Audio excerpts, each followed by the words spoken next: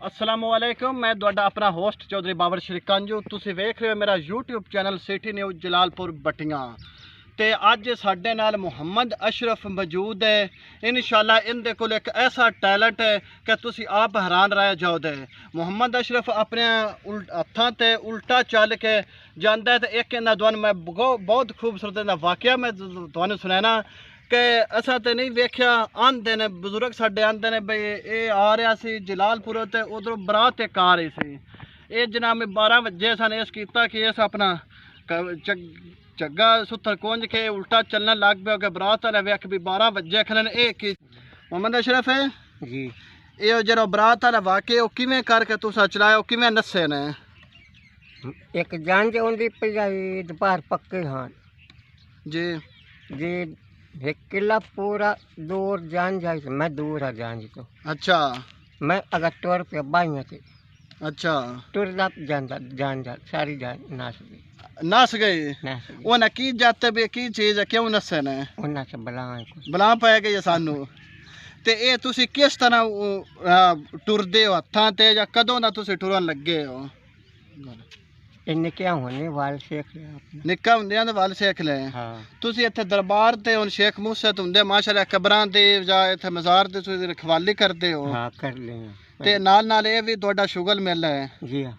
अच्छा हाँ। ते हुन जरा करके विखाओ खाए ते सानू भी। हाला हाँ जी करो। अब तक मैं टुर के आवा ऐसा कर इदो भी चलो ते उदो भी चलदे लगे आओ। हाला। हाँ जी जी नाजरीन, जी नाजरीन हुण तुहानूं पैदल चल के विखांदे ने ते इंशाअल्लाह तुहाडी खिदमत दे विच तुहाडा अपना होस्ट चौधरी बाबर श्रीकांजू अपना मुख्तलिफ टैलेंट लैके हाज़र हुंदा रहेगा। तो हुण इंदा तुहानूं असीं टैलेंट विखाना भी किस तरह पैदल हत्थां ते चलदा है और किन्ना कुछ चल के जांदा है। साडे नाल ही रहना है। ये हुण अपना समान कुंजदा पे पूरा मिनचा दे मुड़ना डेग जाने। हाला चलो औसन से जाना उधर। हाँ जी उधरों फिर उरा आना है। हाँ।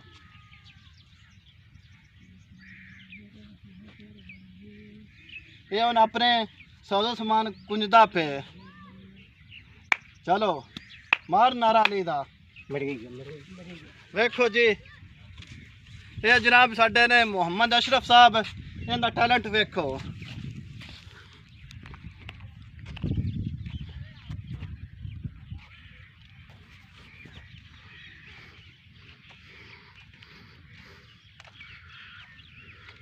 जी मुहम्मद अशरफ साहब बड़ी बड़ी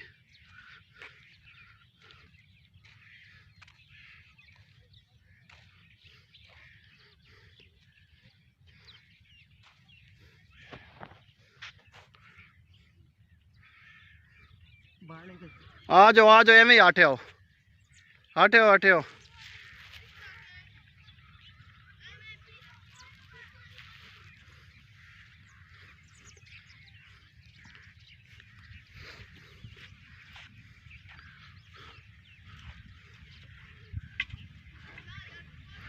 वाह जी वाह, कमाल कर दिता है जी मुहम्मद अशरफ साहब।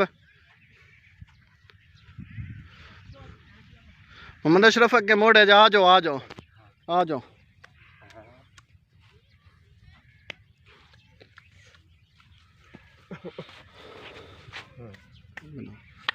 जी ये मुहम्मद अशरफ साहब ने माशाअल्लाह इन्हां दा टैलेंट पड़ा है। तो अगर इन्होंने कोई सपोर्ट की जाए, क्योंकि इन्हां दा कोई तलक भी ऐसे घराने नाल गरीब घराने नाल तलक है। अगर किसी दोस्त इन्हां नाल किसी कुछ मदद भी करनी होवे तां भी जनाब कर सकते हैं। जिस तरह भी करनी इन्हां दा तलक जरा जलालपुर बटियां दा नवां इलाका ठट्ठा शेखां दा है। उहदे नाल के रोड दे उत्ते तुसीं वेंदे हो जनाजे गाह, उन्हां दे जनाजे गाह दे विच रिहाइश है इन्हां दी। ते अगर कोई भी किसी तरह की इमदाद करनी है जनाब मुहम्मद अशरफ साहब ने तुसीं कर सकते हो।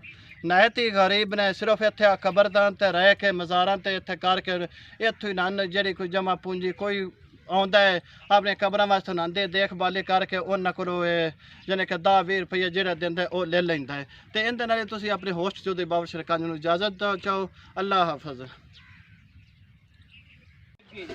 जी ये थे जनाब मुहम्मद अशरफ साहब और उन्हों का यह टैलेंट है। इंशाअल्लाह तुसीं नाल टैलेंट भी इंजॉय करो और नाल साडा YouTube channel city news Jalalpur Battian official नूं सबसक्राइब करो। तो घंटे के निशान को क्लिक करो ताकि हमारी हर आने वाली नई वीडियो आप तक पहुँच सके। अगर किसी दोस्त के कोल कोई किसी के कोल टैलेंट मौजूद होवे तो वो जनाब साडे स्क्रीन उत्ते व्हाट्सएप नंबर है, इस व्हाट्सएप नंबर से साडा रबता कर इंशाल्लाह तुहाडा टैलेंट असीं लैके हाज़र होंदे रहांगे और तुहाडे आवाम के सामने करते रहांगे।